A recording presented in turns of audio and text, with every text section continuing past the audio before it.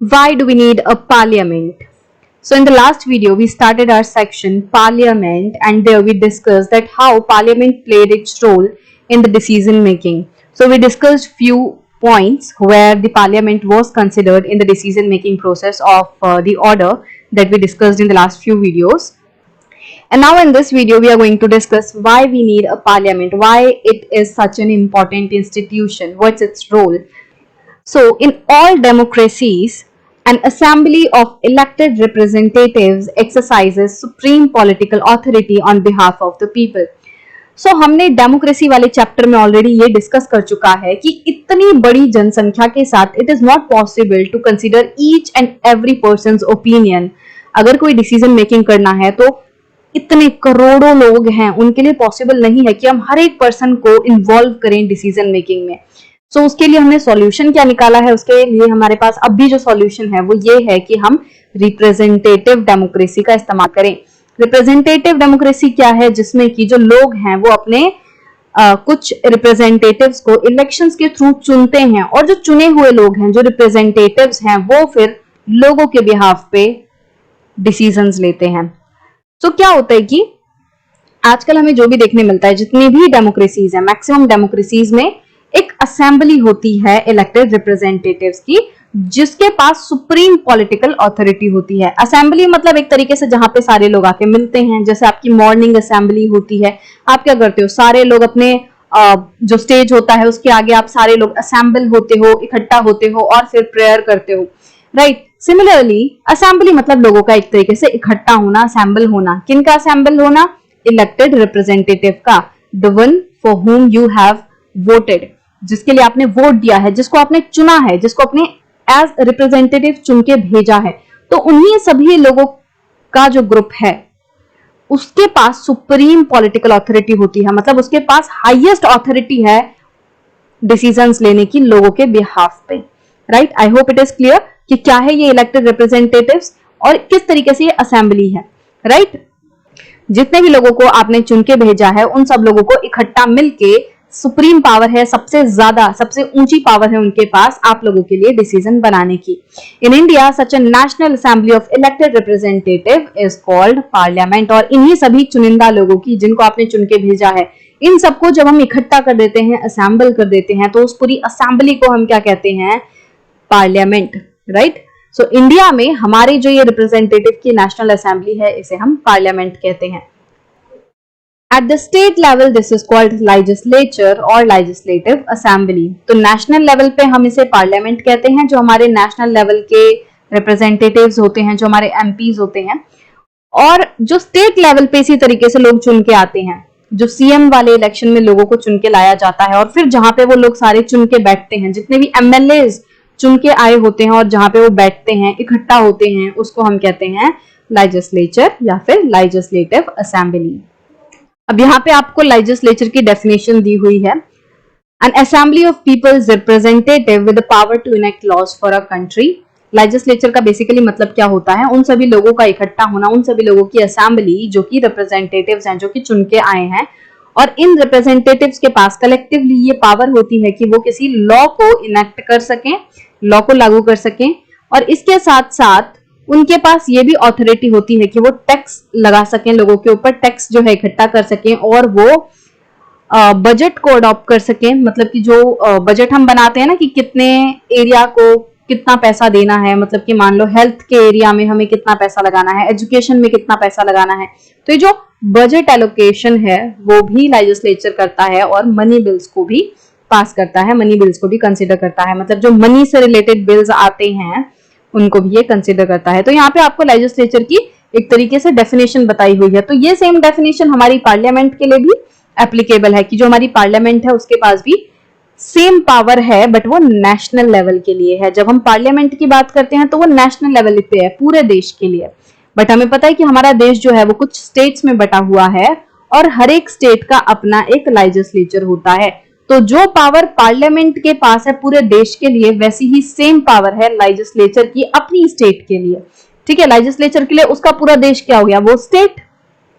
जो हमारी legislative assembly होती है वो अपने अपने स्टेट को कंट्रोल करते हैं, उसके लिए लॉज वगैरह बनाते हैं, और जो हमारी पार्लियामेंट है वो सारी स्टेटों को, सारी यूनियन टेरिटरीज को मिला के जो हमारा देश बनता है उसके लिए वो काम करती है। So the name may vary in different countries, but such an assembly exists in every democracy. अब जितनी भी डेमोक्रेसीज हैं उन सबकी अपनी एक इलेक्टेड रिप्रेजेंटेटिव्स की असेंबली होती है। अब जैसे मैंने बताया हमारे देश में से हम पार्लियामेंट बोलते हैं, ऐसे ही अलग अलग देशों में से अलग अलग नामों से बुलाया जा सकता है, बट ये बात जरूर श्योर है कि जितनी भी डेमोक्रेसीज है उन सब में इस तरीके की एक असेंबली एग्जिस्ट करती है, नाम चाहे कुछ भी हो। It exercises political authority on behalf of the people in many ways. तो ये जो इलेक्टेड रिप्रेजेंटेटिव की असेंबली है, जिसे नेशनल लेवल पे हम पार्लियामेंट कहते हैं और स्टेट लेवल पे लेजिस्लेचर या लेजिस्लेटिव असेंबली कहते हैं, इस असेंबली के पास पॉलिटिकल ऑथोरिटी होती है और ये लोगों के बिहाफ पे, लोगों के बदले वो बहुत सारे चीजों पे डिसीजन मेकिंग करती है। अब किस तरीके से डिसीजन मेकिंग करती है, किस तरीके से इसके पास ऑथोरिटी है, तो उसको हम डिस्कस करते हैं कुछ पॉइंट्स में। तो फर्स्ट पॉइंट है, parliament is the final authority for making laws in any country. तो जो पार्लियामेंट है वो एक ऐसी फाइनल ऑथोरिटी है जिसके पास कानून बनाने का हक है। मतलब कि ऐसा नहीं है कि कोई भी कानून बना देगा, मतलब सबसे जो ऊंची ऑथोरिटी है, फाइनल ऑथोरिटी है, वो है पार्लियामेंट। पार्लियामेंट से ऊंचा कोई भी नहीं है जो कि लॉ बनाता हो। पार्लियामेंट फाइनल ऑथोरिटी है किसी भी कंट्री में कानून बनाने के लिए। This task of law making or legislation is so crucial that these assemblies are called legislatures.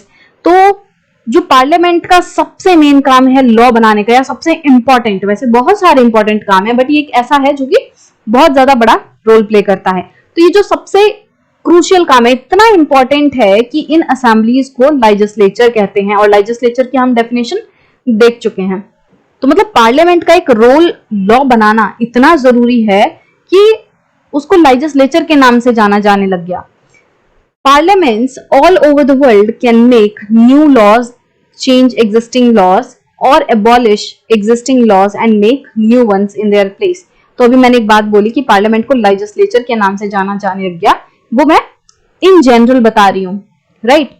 कि जो असेंबलीज हैं, जो इलेक्टेड रिप्रेजेंटेटिव्स हैं, उनकी असेंबली को लेजिस्लेचर बोला जाता है, राइट? अब ये लेजिस्लेचर नेशनल लेवल वाला भी हो सकता है और स्टेट लेवल वाला भी हो सकता है। हमारे देश में जो नेशनल लेवल वाला लेजिस्लेचर है या जो इलेक्टेड रिप्रेजेंटेटिव की असेंबली है उसे हम क्या कहते हैं? पार्लियामेंट। और जो स्टेट लेवल पे लेजिस्लेचर है उसे हम लेजिस्लेटिव असेंबली कहते हैं। तो आई होप ये क्लियर हो, ऐसे कंफ्यूजन ना हो जाए।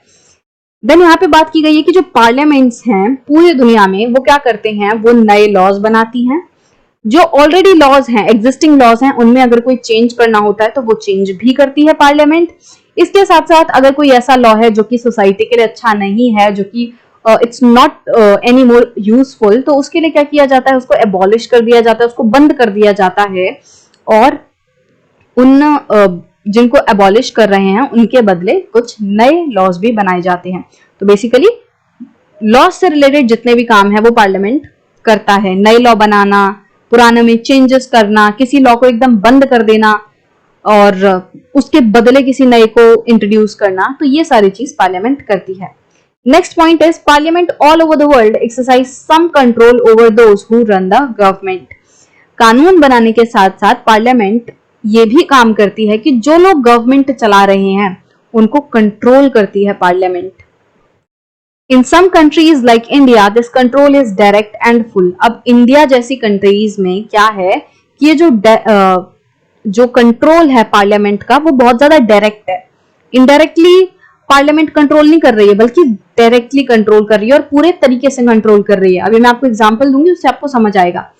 So those who run the government can take decisions only so long as they enjoy support of parliament. जो लोग गवर्नमेंट में हैं वो कोई डिसीजन को तभी ले सकते हैं जब उनके पास पार्लियामेंट की सहमति हो, जब उन्हें पार्लियामेंट सपोर्ट कर रही हो।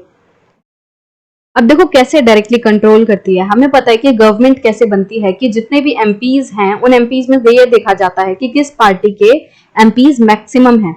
अब जिस भी पार्टी से मैक्सिमम एमपीज जीत के आते हैं उस पार्टी के लोग क्या करते हैं, उस पार्टी के एमपीज क्या करते हैं, अपने एक लीडर को चुनते हैं और वो लीडर होता है पीएम। पीएम फिर क्या करता है? अपनी कैबिनेट बनाता है, वो अपने अलग अलग मिनिस्टर्स को बनाते हैं। इस तरीके से जो पार्टी मैक्सिमम एमपीज के साथ जीत के आई होती है वो बनाती है गवर्नमेंट। अब आपको यहाँ पे ये देखना है कि कोई भी पीएम है, कोई भी जो मिनिस्टर्स वगैरह हैं कैबिनेट में हैं, ये सारे वो लोग हैं जो ऑलरेडी एमपी हैं। आप किसी ऐसे पर्सन को पीएम नहीं बना सकते जो खुद कहीं से जीत के नहीं आया है, जो एमपी नहीं है, राइट। तो ये सारे लोग ऑलरेडी पार्ट किसका होते हैं, पार्लियामेंट का होते हैं। मतलब कि गवर्नमेंट जो है, जो लोग गवर्नमेंट में हैं, they are themselves the members of parliament. एक तरीके से ओवरलैपिंग है थोड़ा सा, कि हमारा जो एग्जीक्यूटिव है, जो गवर्नमेंट होती है, उसे हम एग्जीक्यूटिव कहते हैं। आप आगे से पढ़ोगे, राइट। तो ये जो एग्जीक्यूटिव वाला हिस्सा है और जो हमारा लेजिस्लेचर वाला हिस्सा है, जो पार्लियामेंट है, ये ना ओवरलैपिंग है, क्योंकि जो एमपीज हैं वो खुद पार्लियामेंट का पार्ट हैं और इन एमपीज से ही, इन चुने हुए लोगों में से ही गवर्नमेंट बनाई जा रही है।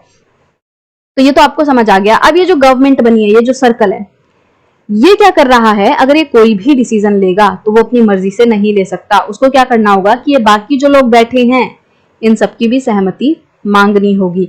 अगर ये कोई भी डिसीजन ले रहा है तो इसे एक मेजॉरिटी के साथ इनका वोट चाहिए, कि जब मैक्सिमम लोग इस पार्लियामेंट में बैठे, मैक्सिमम लोग जब इनके डिसीजन के लिए हाँ कर देंगे, तभी ये डिसीजन पास होगा, तभी ये डिसीजन आएगा। अदरवाइज ये डिसीजन कोई भी इनका लागू नहीं हो पाएगा। तो इस तरीके से ये डायरेक्टली कंट्रोल करती है। अगर जितने एमपीज हैं वो गवर्नमेंट के किसी उसको सपोर्ट नहीं करते, अगर majority of the MPs are not supporting the government, then that decision can not come into force. फिर वो डिसीजन नहीं आ पाएगा। इसीलिए डायरेक्टली कंट्रोल कर रही है। क्या बोला जा रहा है कि भाई डायरेक्टली एंड फुली, पूरे तरीके से कंट्रोल कर रही है, क्योंकि भाई इनकी मर्जी है। अगर एमपी सपोर्ट नहीं करेंगे गवर्नमेंट को डिसीजन में, तो डिसीजन नहीं आ पाएगा। तो that is why they are saying that the parliament in our country controls the government directly and fully. Now the third point is Parliament control all the money that governments have. अब government के पास जितना भी पैसा है उसे parliament control करती है। ऐसा नहीं है कि गवर्नमेंट अपनी मर्जी से किसी भी पैसे को कहीं पे भी उड़ा दे, ऐसा नहीं है। पार्लियामेंट उसका कंट्रोल रखती है। अब पार्लियामेंट में क्या, एक तरफ गवर्नमेंट है, दूसरी तरफ अपोजिशन है। अब अपोजिशन का काम क्या है, अपोजिशन का काम है गवर्नमेंट पे एकदम आंखें जमाए रखना। गवर्नमेंट क्या काम कर रही है, कहीं गलत काम तो नहीं कर रही। जिन मुद्दों पर गवर्नमेंट का ध्यान नहीं है, उन मुद्दों को उठाना। अगर कहीं पैसे का गलत इस्तेमाल हो रहा है, उसको हाईलाइट करना। तो ये सारे काम किसके हैं, ये अपोजिशन में बैठे लोग हैं। तो ये गवर्नमेंट को ना एकदम कंट्रोल करके रखते हैं। तो पैसे के मामले में भी पूरा कंट्रोल जो है वो पूरी पार्लियामेंट का होता है, किसी एक या दूसरे पर्सन का नहीं, या फिर सिर्फ और सिर्फ गवर्नमेंट का नहीं होता। In most countries the public money can be spent only when parliament sanction it. तो ज्यादातर कंट्रीज में क्या होता है कि जो पब्लिक का मनी है, अब तुम टैक्सेस इकट्ठा कर रहे हो, टैक्सेस कहां से इकट्ठा कर रहे हो, जनता से इकट्ठे कर रहे हो, जो कि खुद इस देश का हिस्सा है, जो पब्लिक है। तो जब पब्लिक से ही तुम पैसा इकट्ठा कर रहे हो, तो तुम ऐसे ही बिना पब्लिक की मर्जी के उसे नहीं स्पेंड कर सकते। अब पब्लिक की मर्जी कैसे शो होगी, इन रिप्रेजेंटेटिव्स के थ्रू जो पार्लियामेंट में बैठे हैं। तो जब तक, ज्यादातर कंट्रीज में क्या होता है कि जब तक पार्लियामेंट किसी स्पेंडिंग की उसको एग्री नहीं करती, उसके साथ सहमत नहीं होती, उसको अपनी सपोर्ट नहीं दिखाती, तब तक जो गवर्नमेंट है वो उस पैसे का खर्च नहीं कर सकती अपनी मर्जी से। तो पैसा खर्च करने के लिए भी गवर्नमेंट को पूरी पार्लियामेंट की सहमति, मतलब मेजॉरिटी में लेनी होती है। Now the fourth point is Parliament is the highest forum of discussion and debate on public issues and national policy in any country. Parliament क्या है, सबसे ऊंची ऐसी ऑथोरिटी है जहां पब्लिक की दिक्कतों से रिलेटेड, पब्लिक के जो इश्यूज हैं, प्रॉब्लम्स हैं, उनसे रिलेटेड डिस्कशन होती है, बहस होती है, डिबेट होती है। मतलब कि पार्लियामेंट एक ऐसा प्लेटफॉर्म है जहां पर लोगों की दिक्कतों को डिस्कस किया जाता है, उनके मुद्दों को उठाया जाता है। और ये ऐसा सबसे ऊंचा प्लेटफॉर्म है जहां लोगों की दिक्कतों की डिस्कशन होती है, और दिक्कतों के साथ साथ नेशनल पॉलिसीज बनाई जाती हैं, उनसे रिलेटेड डिस्कशन होती है कि भाई देश को किस तरीके से चलाना है, किस चीज से रिलेटेड हमें क्या पॉलिसी रखनी है। हर काम को करने का एक तरीका होता है और उस तरीके को हम पॉलिसी कहते हैं। तो जो देश के कामों से रिलेटेड पॉलिसीज हैं, मुद्दे हैं, उन सबको यहाँ पे डिस्कस किया जाता है। Parliament can seek information about any matter, और पार्लियामेंट इतनी पावरफुल है कि वो किसी भी मैटर से रिलेटेड इंफॉर्मेशन मांग सकती है कि भाई देश में क्या चल रहा है। तो किसी भी चीज से रिलेटेड वो इंफॉर्मेशन मांग सकती है। कहीं पे कोई केस चल रहा है, कहीं पे कोई जो मान लो कोई डेवलपमेंट का काम हो रहा है या किसी भी तरीके का कुछ भी हो रहा है देश में, उससे रिलेटेड इंफॉर्मेशन, उसके ऊपर सवाल जो है वो पार्लियामेंट उठा सकती है। तो आप इन पॉइंट्स को पढ़कर क्लियरली ये देख सकते हो कि पार्लियामेंट बहुत ज्यादा पावरफुल है। पार्लियामेंट क्यों इतनी पावरफुल है? क्योंकि लोगों ने चुनकर उसे भेजा है। पार्लियामेंट में जितने भी लोग हैं वो ऐसे लोग हैं जो कि रिप्रेजेंटेटिव हैं जनता के, जिन्हें जनता ने रिप्रेजेंट किया है, मतलब जिन्हें जनता ने वोट दिया है अपने आप को रिप्रेजेंट करने के लिए। तो वो लोग इतने पावरफुल इसलिए हैं क्योंकि हजारों करोड़ों लोग उनके पीछे हैं जो कि उनको सपोर्ट कर रहे हैं, जिन्होंने इन लोगों को, इन रिप्रेजेंटेटिव्स को भेजा है डिसीजन लेने के लिए। और इन लोग के ऊपर सिर्फ और सिर्फ ऐसा नहीं है कि ये इतने पावरफुल हैं, जितनी ये पावर है उतनी ही इनके ऊपर रिस्पॉन्सिबिलिटी है। The great power comes with great responsibility. जितनी ज्यादा पावर होगी उतनी ही ज्यादा बड़ी रिस्पॉन्सिबिलिटी भी होगी। तो ये मतलब जितना अच्छा लग रहा है सुनने में कि ये बहुत पावरफुल है ये इंस्टीट्यूशन पार्लियामेंट, उतना ही ये जिम्मेदार भी है, क्योंकि किसी भी देश को बना भी सकता है और बिगाड़ भी सकता है। अगर पार्लियामेंट में कोई ऐसा लॉ पास हो गया जो कि हमारी सोसाइटी के लिए अच्छा नहीं है और जबरदस्ती उसे थोपा जा रहा है, मतलब अगर इन लोगों ने कोई ऐसी पॉलिसी अडॉप्ट कर ली जो कि देश के लिए सही नहीं है, जो नेशनल सिक्योरिटी के लिए सही नहीं है, तो देश को दिक्कत आएगी कि नहीं। तो इसीलिए ये बहुत ज्यादा रिस्पॉन्सिबिलिटी का काम है। और आपको यहाँ पढ़ के समझ आ रहा होगा कि क्या क्या चीजें ये करते हैं भाई। ये लॉज से रिलेटेड काम करते हैं, लॉज, नए लॉज बनाते हैं, that we already discussed. And उसके साथ साथ ये क्या करते हैं, ये गवर्नमेंट को कंट्रोल करते हैं, गवर्नमेंट के कामों पर नजर रखते हैं कि कहीं गवर्नमेंट गलत कदम तो नहीं उठा रही। कुछ ऐसे मुद्दे उठाते हैं जहां पे गवर्नमेंट अभी काम नहीं कर रही, तो गवर्नमेंट को कंट्रोल करने का काम पार्लियामेंट करती है, राइट। इसके साथ साथ जो मनी से रिलेटेड चीजें हैं, भाई कोई देश चलाना है ऐसे मुफ्त में तो नहीं चल जाएगा, आपको पॉलिसीज करनी है, आपको गवर्नमेंट ऑफिशियल्स को हायर करना है, there is a lot that has to be done. और उस सबको करने के लिए पैसा चाहिए, और जो जनता पैसा दे रही है, जो आपको टैक्स दे रही है, that must be used properly. ऐसा नहीं है कि उसको आप कैसे इस्तेमाल कर दोगे, उसको वेस्ट कर दोगे। So that money should be used properly. और ये इंश्योर करना पार्लियामेंट का काम है कि गवर्नमेंट गलत तरीके से पैसे का इस्तेमाल नहीं कर रही। इसके अलावा जो पार्लियामेंट है वो एक ऐसा सबसे ऊंचा फोरम है, एक ऐसा प्लेटफॉर्म है जहां पे लोगों की दिक्कतों की डिस्कशन होती है, उनसे रिलेटेड अगेन लॉज बनते हैं, पॉलिसीज बनती हैं और नेशनल पॉलिसीज बनती हैं, राइट, ताकि जो देश है उसे सही राह पे ले जाया जा सके, उसकी डेवलपमेंट को इंश्योर किया जा सके। So now I hope you get to know what is the role of parliament, why parliament is so important, because it plays these many roles। और ये रोल आसान नहीं है, बहुत ही इंपॉर्टेंट रोल है ये हमारे देश के लिए।